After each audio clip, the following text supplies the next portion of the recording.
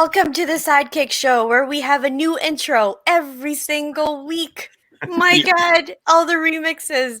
You guys are here with Joey and our boy Rob and our boy John. And of course, we've got lots of things to talk about to update you guys with. Let's get into it. John, you've got some news for us not news, actually. You've got some what's new in the racks news for us. Yes. So we're going to go over the new releases. So for look at that. Wait. Look at that book. Holding? Are you a detective? Yeah. Are you a detective? Is this True Detective season 4? Yeah. Are you from the age of Perry Mason? You're like, okay, listen here, sucker. There was a guy that came in the bar. This was on. He does this with the pen. Because I guess no one uses this style anymore. Yeah, I got only officers do. As opposed to this. I don't know what that is, John, but that threw me the hell off. I was like, what is this Sherlock Holmes business? Yeah, a moleskin. I believe it's a reporter style notepad or something like that. Yeah, don't normally do this side binding. All right, Lois so I got these cheap. Let us know, Lois Lane, what's going on? Anyways, so for DC, we've got Batman 102, if Rob can stop laughing. We've got Deceased Dead Planet, number 5 of 7, so that's getting close. And we've got the Young Justice, number 20, final issue coming out. For Marvel, we've got Amazing Spider-Man 51, .LR, so last rights. Captain Marvel 23. Marauders 14, part of the X of Swords crossover. Thor number 9, really hot stuff. X-Men 14 from X of Swords crossover. And then we do have a new Wolverine book coming out called Wolverine Black, White, and Blood, 4-issue miniseries featuring all-star talent from Marvel, according to Marvel. And it's going to just feature untold tale Wolverine's antics. So that's pretty easy. And then I'll go on to some hot picks I had. So there's a book called Crossover coming out from Image. It's a new book by Donny Cates and with Dean Caffney from artist from Redneck. I don't know how to pronounce that. You don't know how to pronounce that either, Rob, so shut up. and it reads as everything you thought was fantasy is real. So like imagine this world where everything you thought was fake and fantasy is now real. So I don't know what he's going to do. I would have 100 children. Okay, not that. I think you're going more the kind of fun, fantastical, not the X-rated. Okay, that fantasy. All right. Wow. This is not an X. It could be an X-rated. Who knows? Like that book sounds crazy. From Boom Studios. Mighty Morphin number 1. So brand new Mighty Morphin number 1. So Power Rangers is now splitting off into two new books. Brand new number 1s. So this is they're entitling it the Unlimited Power Era of Power Rangers, and it features a brand new Green Ranger. So is he going to be friend or foe? Green Ranger was a big kind of game changer for the Power Rangers originally, and it's supposedly good for longtime fans and new readers. And then we do have Origins, also from Boom Studios, issue 1 of a 6-issue limited series, and the premise is 1,000 years after AI has killed the entire human race, the man who created it all is resurrected by some android. And he's going to try and, decide if humanity is worth reviving and restoring and things like that. So that sounds pretty crazy. Boom Studios has been knocking it out of the park lately. And then the last book I'll mention, they're killing it. And then the last book I'm going to mention is they have a Stranger Things and D&D crossover by a good friend of the podcast, Jim Zub, on Writing Chores. And it looks like it's going to kind of mix kind of like their D&D game from the show as well as the kids' interaction. So there's like people who don't want to in their group that don't want to play D&D anymore, and they're going to try and get them back in. So it's going to be an interesting Stranger Things kind of like a tale. So that'll be interesting. And that's all I got for the major stuff. We are getting from the new Star Wars Black series the Carbonized Boba Fett, which is like a shiny metallic Boba Fett. Metallic edition. No, this is not dark metal. And then we also are getting the if you're a pop collector, we are getting the previews exclusive Absolute Carnage pop vinyl. Ooh, it's gonna look wet. Every time I see Carnage, I'm always like, he looks so wet all the time. Yeah, they have to add a gloss and a slime. Him and Venom gonna be slimy. Yeah, if he doesn't look moist, then it's not venomized or carnagey at all to me. So keep at it, people. John, thanks for that news. And also, guys, check out Heroes World. Go and visit them over at the Wardens. And Rob, Yeah. our newsboy Rob, what do you have for us? Well, we're gonna start off with some. I got I got a frog in my throat, so I apologize. I'm gonna start off with some sad news in the world of entertainment. Yeah. The original James Bond. And I don't at me that he's not technically the original, because Jimmy Bond from the ABC series on TV doesn't count. The original James Bond, Sean Connery, has passed away at the age of 90. That was on Sunday morning. He passed away in his sleep in the Bahamas. You know, we to be honest with you, John, Stu, and myself, we actually jumped on, did a really quick 30-minute podcast. Somebody wants to go and listen to our thoughts about that.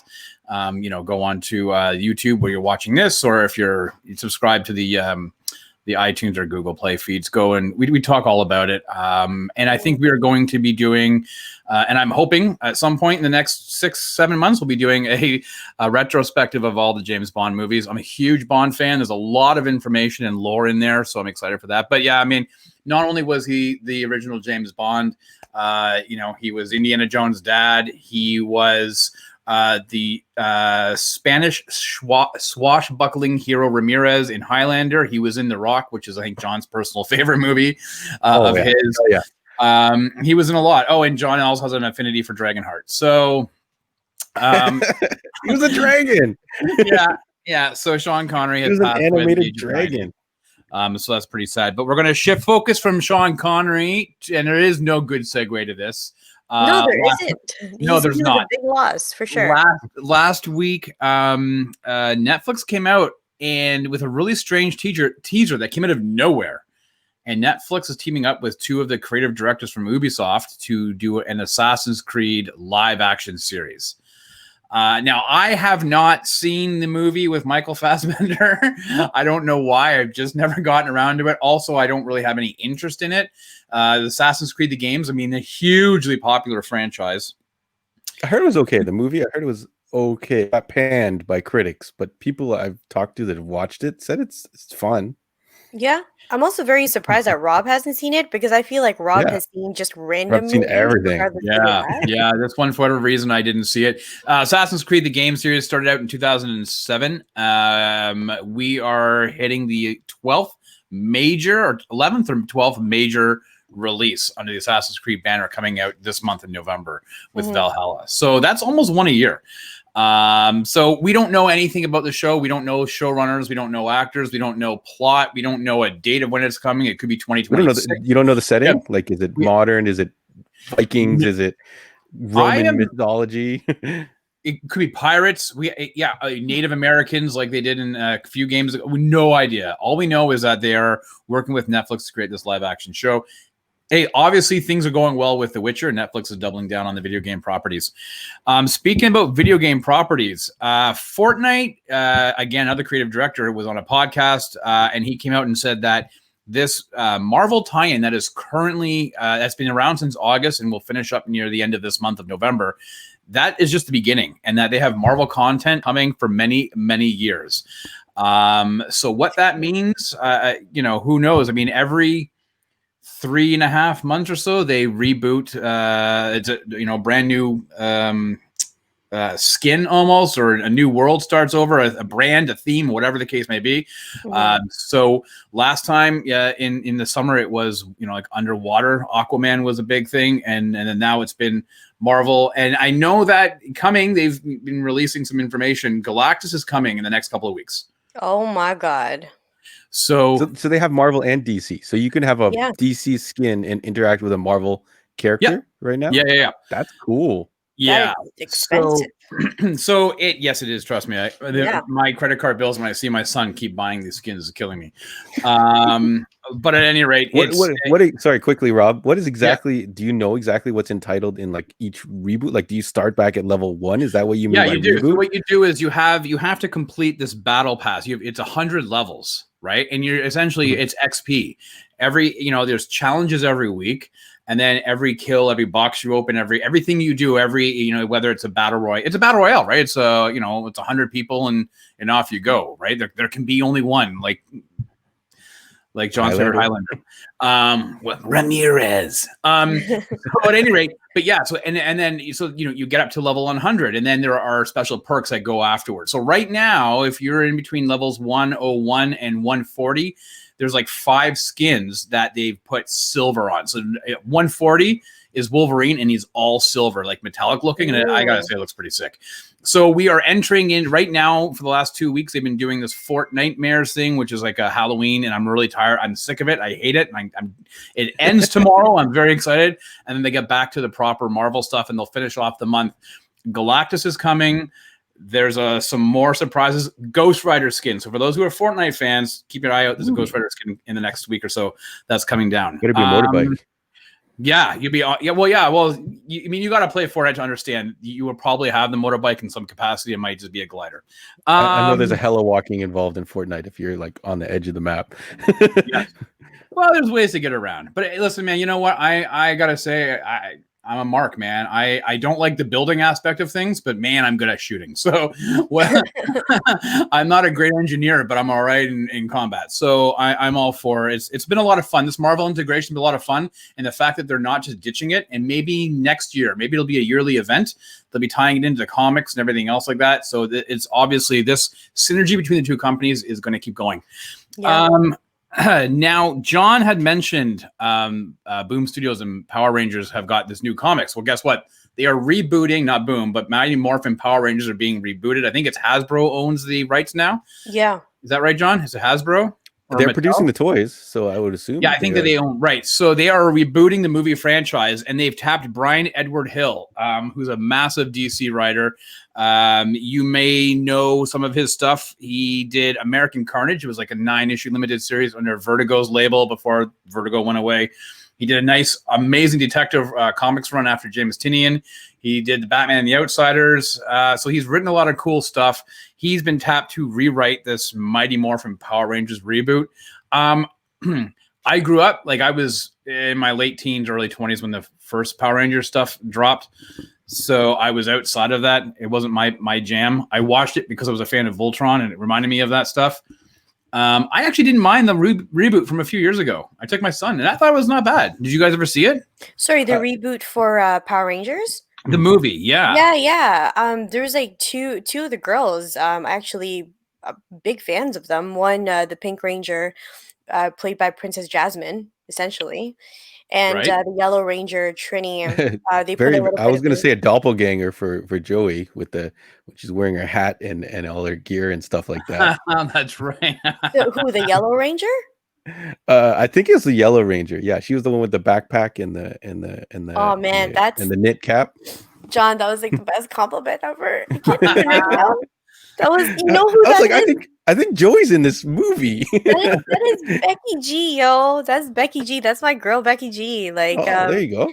she's actually our at work. We play a lot of her songs because we all have a big crush on her. But she's great. But no, I didn't mind it as well. The only thing that I kind of found weird with the new movie for Power Rangers was the interpretation of Goldar. That was Right. kind of weird. Yeah. But I like the integration of the new spin on Trini. Yeah. Again, rest in peace to the original Trini, right? But I think that they did her character really, really well this time around. So I'm looking forward to more Power Rangers content. I will say, like, My there you girl. go. Oh, wow. I will say, like, going and taking my son to see that movie a few years ago. First of all, it stars. I don't. I'm going to pull a John. I think it's Dockery Montgomery. He was in Stranger Things. He plays Billy in Stranger Things, but he's the Red Ranger, right? But they also, Yeah. I believe, I'm trying to think if it was the Black Ranger. I don't know who the actor was. They made him. He had Asperger's. I thought that was a really interesting. The take Blue on that Ranger. character. Was it the Blue Ranger? Billy, yeah, Um, Billy. They Billy, changed the right? character. Okay. Yeah. So I thought that was amazing. I thought it was really good, especially like a guy who's got a kid who is in school with people who are on different spectrums, right on the spectrum. So I thought it was really good to have that representation. So, fingers crossed. I'm a big fan of Brian Edward Hill's writing. I'm a huge fan. He's got an amazing Twitter feed on stuff, really insightful. It really breaks down the process of writing. So I'm excited to see when that drops. But again, no idea on date. Who knows? Yeah. And finally, speaking about movies and not necessarily a reboot, but I guess in addition to Black Panther star Letitia Wright, who was Shuri, in the Black Panther movie in the Avengers Infinity War. She has come out. Siri, yeah. She has come out and said that it seems to her that all signs are pointing to an all-female Avengers movie. And that comments made by Kevin Feige and some other producers in and around Marvel, it's all signs are pointing towards a future movie with all females as Avengers. So yeah, I'm not sure what you guys think of that. That was kind of mentioned like years ago, that there was going to be some sort of a all-female team, and eventually it was going to happen. And that was probably a year and a half ago that I've heard of this kind of thing, and then that news resurfaced again. I mean, I'm always down to like see new content. I am wondering though if this is going to be one of those things where it's more of a teen movie, or it's going to be like a serious kind of big end game kind of movie. Because Secret Warriors in Marvel Rising is kind of like your version of the new teen heroes in Marvel. And a lot of those girls are kind of like the girl team. You got Ironheart, you've got Miss Marvel, you've got America, and Unbeatable Squirrel Girl. So I'm kind of wondering if that's the direction they're going to. It's interesting. This is the first time in years that we haven't had, since 2008, we haven't had a Marvel movie in 2020. But on top of that, we've had zero information from Marvel with respect to what they're doing. Yeah. We all knew how partway through phase one, what phase one was going to look like. And then they tease us with, here's what we think we're going to do for phase two. And then they would lay out phase two and part of phase three. So there was always an idea. I mean, we can all remember all those, if it wasn't Comic-Con, it was D23 or whatever, they were announcing these movies that were going to go into production. And then you saw that timeline of all those movies for like 3, 4, 5 years in advance. We have zero idea on what's happening now with Marvel, what the future is. We know they're filming right now. They just started filming this week's Spider-Man 3. Doctor Strange starts filming. I think it's actually started filming right now as well. There's another one, like Shang-Chi just finished, wrapped up last week. I think. Filming. Yeah, they wrapped filming. Their principal photography is done on that. So they have obviously things in the works, but we actually don't know what direction, what's their game plan. We have no idea. So it will be interesting to see what they do and if this all-female led Marvel Avengers movie comes to fruition. I think a lot of people liked that scene at the end of Endgame with all the women getting together to kick the crap out of Thanos. So that was a pretty cool thing. I'm not to be the pessimist, but you just know that there's going to be some fanboys out there who are going to decry this and be all upset. Nobody's got time for that. As long as you're entertained, as long as it's good and it's fun, that's all that matters. So I don't want the people to be how they were with the Ghostbusters with Melissa McCarthy in them and Kristen Wiig. They were really, really mean. Like the interwebs were so mean to them. And that's just, what, just give it a try, guys. If you don't like it, you don't like it. But at the end of the day, it's kind of like things got to be fresh. We're just trying something new, and why not? People watch shows or read comics or they watch movies and they get invested in them emotionally. And they, for whatever reason, we all feel like we have some sense of ownership or entitlement to that property. And when things go awry, we feel like we need to voice our opinion. Yeah. We all did it with the original trilogy when the prequels dropped. We were all like, what the hell is this crap? Right. So it's just been a history of it, but things have just gotten a lot worse, and we can thank social media for that. So, but that being said, I'm all down for an all-female Avengers movie. I'm just down for some more Marvel stuff, man. I need some information, Kevin Feige. I know 2020 is a shit show and everything's going crazy, but we need some goodness. So please give us an idea of what's happening going in the future. That was a good unintentional Philip, whatever his name is, Philip DeFranco or whatever imitation they robbed. Wait, what? I'll show you after. We'll do it after. The guy's dropping a joke and nobody knows what he's talking. YouTubers will know. No worries. You know what though? I do want to ask, because you guys are obviously, comic readers for a long time and stuff. But if there was to ever be like a Marvel a female-led Marvel team, who do you guys think is going to be a really good leader for that? I think they have to go Captain Marvel. No, you gotta go Captain Marvel. right now She's with the away way a lot. That's my issue. yeah. You know, she's just away a lot. So She was away for that particular movie, but I guess she had to be on deck for this new one. But I think yeah, that she's the one that they've kind of set up the most in the universe that could lead and be like the I guess the Iron Man-ish type character that's gonna bring yeah, everyone together. But who knows? Yeah, as long as it's well written, they could put anyone in there. yeah. I We'll think, see you what know, for happens. me, I'll be honest with you, when I was reading most of my books in the 80s and early 90s, mid 90s, female characters were more of the heroine on the side. They weren't really leading anything. And Yeah. so that has changed, and I was out of comics at that point, and I've come back in. So I couldn't even really begin to. I mean, when I heard somebody say something about Squirrel Girl, I was like, "What? What? Like, what? Unbeatable Squirrel Girl. What is First Well, of all. how?" I'm joking. ScarJo should get it, but unfortunately, they killed off her character. But she was basically a leader in Endgame. She was running the show when everyone stepped away. Right. Yeah. Well, so I don't think you're going to see. You won't see Gwyneth Paltrow return as. What was her name? Was it Rescue? Rescue. I don't Oh. think. So listen, you're probably going to see Shuri back in some Mhm. capacity. You probably will see Evangeline Lilly as Janet Wasp. Van Dyne. Yeah. Mhm. Right? Is it Janet? Is she Janet? Yeah. Yeah. And then yeah, like John said, Captain Marvel, She-Hulk. I mean, you know, maybe or maybe not. Tatiana Maslany will be in the role. Who knows? Yeah. Who knows with that one? Or maybe they'll integrate her into the main cinematic Marvel universe. So, Mhm. and we still have the Scarlet Witch. So you know what, Yeah. the potential exists. Though And there's they a have enough girl characters. from Wakanda as well, Okoye. So hoping that she makes a comeback, and she was like a pure badass with that one. That being said, guys, let's talk about what's happening on Wednesday. Let us know what that Wow. show is about. Talk about fandom rung amok.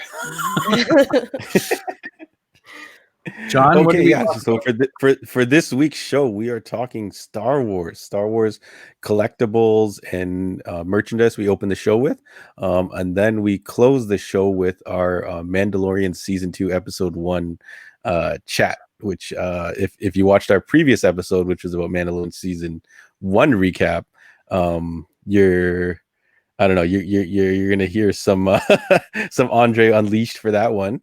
But we New we had a comics yeah. by Boom Studio, Andre Unleashed. yeah. Yeah. Yeah. But the Star Wars collectibles, like kind of we do like a kind of like a how to or a beginner's guide to kind of getting into this stuff and consuming merchandise from things you love, using the example of Star Wars. Rob does a very good impression of me during this podcast. Oh man. Answering all the wrong questions. No, Very it was just nice. 2 questions. Listen, I admit it. I'm not a listen. You can look up behind me at everything that I have here. And there is no Star Wars paraphernalia. However, it doesn't mean we don't talk about collectibles in general and what to look out for and how to go about doing it. So we do discuss it. But yeah, Stu tried to call me out a couple of times on some of the questions I wasn't answering according to his. He took out John's big book. He was like, "No, you're wrong on that one. No, you're wrong on that one." So that's how it went. But it was a lot of fun. It was a lot of fun. John, did you guys talk about toy shows at all? Because typically, did. when we don't see each other in the east end of Toronto, we always see each other over at my side of the hood because I'm usually doing a toy show with my boys, and we're usually selling Transformers. And I usually see you and Matt with like a huge bag of either Star Wars toys or GI Joe toys.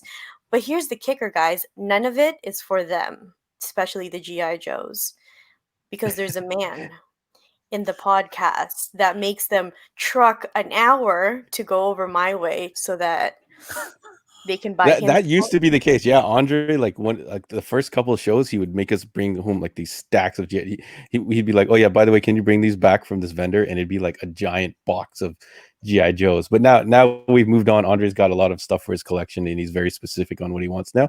Now it is all Matt and Pat expending their fees. We did a show a little while ago before this all went down, and Pat and Matt brought some things to sell, and instantly within selling some of Pat's like higher ticket items, he basically dumped that money on another table to obtain the Oh equal my amount God. in Transformers merchandise. So it's pretty funny. And Matt has now moved on, and he's now doing He-Mans. He's kind of completed a lot of his Transformers and other collections that he's moving on to other obscure properties. Wow. Matt C, shout out to you. Matt C, I want to be you when I grow up. I want to have that collection. I've seen the detolfs and I've seen, the crates of comics. Like that's a dream right there. This is all I got, guys. That's it. I Okay, actually you do gotta have, start somewhere. I don't know if you can see it, but if you can see over here, I actually have the Rex helmet. Yeah, That's awesome. we can see the top Yeah. edge of it. Yeah, shout out to like you guys that keep your old collectibles. Like Tim, we had two special guests. Tim, Tim will Slice. He's been on a couple of them, and a good friend of the shop that I've known for over a decade. Mike, who's a very hardcore collector and dropped some like really kind of funny, sweet moments. But they had toys that they've had since they were like 3 years old. Tim whipped out a Boba Fett in the small scale. And he still there's a little rocket that goes in his backpack, and he has a gun. And I'm like, you still have those from you when you were a child.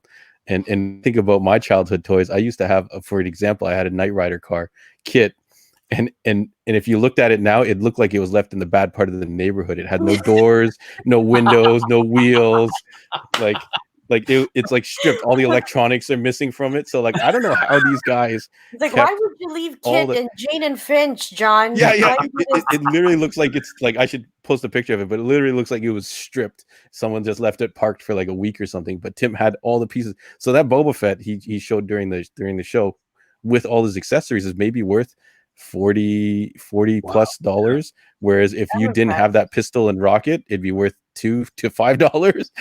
So Well, that's it was so funny because I just sent John. It was about 3-4 weeks ago. John, I found a bunch of my old GI Joes. Oh wow! In a box, and I sent photos to John. But like some of them, the elastics had just dried out in the middle. So I went and picked them up. And I went like that, like 9 different pieces. And I was like, all right, well, whatever. So yeah, it was a good show. It was a lot of fun. And if you're into toys and collecting, but especially Star Wars stuff, like a lot, it's deep Star Wars. And as John says, we go heavy on Mandalorian. I will admit to getting a little bit bananas towards the end before I had to go. So Darth Vader may or may not make an appearance and Very nice. and act like a fool. Rob is a child. Yeah, nice. it was essentially the 44-year-old man having a temper tantrum, like, oh, I want to go. So, yeah. Very nice. So, guys, tune in on the Wednesday show if you'd like to see Rob have a tantrum and obviously imitate John. I think I'm going to tune in for that, just that, even if it was just that. It's going to be a great show. So, again, if you are a toy collector, if you're a Star Wars fan, and if you've watched The Mandalorian, if you binged it, God, I'm so impressed with people that could binge stuff. It's just something I can't do unless you give me a pile of laundry whilst I do it. That's the only way. That's the only way, or else I'll fall asleep. It's weekly, right? The Mandalorian season 2 is weekly, so we are going to be reviewing every week. We'll be doing a recap of that week's episode. So very nice. Tune in. And John, if you could throw up a little special graphic for me, did you get it? Yeah, well, I actually got the website ready here, so we've got the Kickstarter. Very nice, guys. Please support my friends over at Oregon, the Great White North. Their Kickstarter, A Long Winter, came out today, and it's live. You guys can go pledge. You can pledge as little as $5 all the way to X amount of 10, 15, whatever you may be. But this is a great comic. I cannot stress enough how important it is to me to support Canadian creators out there. Davis Dewsbury. I love saying that name, by the way. Davis Dewsbury is the writer. Say for it 3 this. times fast. Davis Dewsbury. No English. I'm gonna pledge tonight. Okay, so I've already had some of my friends that have let me know that they've pledged as well. But it's a Kickstarter, so you can certainly go ahead and follow me online because you'll see exactly the links for that Kickstarter. So please support Canadian comics. Again, it's Oregon, the Great White North, and it's by Davis Dewsbury. And there's going to be an amazing wraparound cover by Mike Ruth.